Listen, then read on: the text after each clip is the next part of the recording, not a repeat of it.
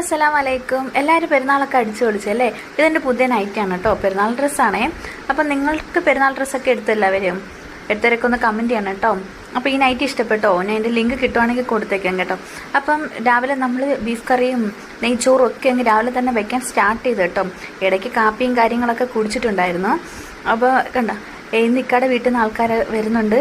അപ്പോൾ അതുകൊണ്ട് പെട്ടെന്ന് നമുക്ക് ഈ ചിക്കൻ ഫ്രൈയും ബീഫ് കറിയും എല്ലാം നമുക്ക് സെറ്റാക്കണം.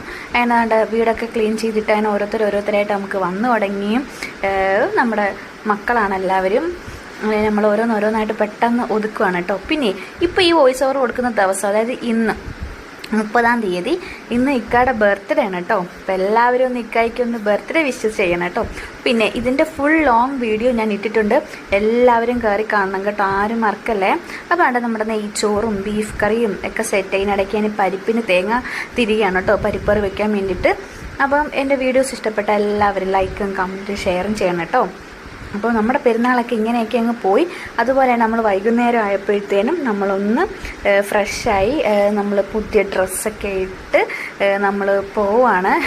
എവിടെ പോകുന്നത് വെച്ച് കഴിഞ്ഞാൽ ഉമ്മയുടെ ഖബർസ്ഥാനടുത്ത് പോവാണ് കേട്ടോ. അപ്പോൾ ഉമ്മായിക്കൊരു സലാമൊക്കെ പറയണ്ടേ പെരുന്നാളായിട്ട്.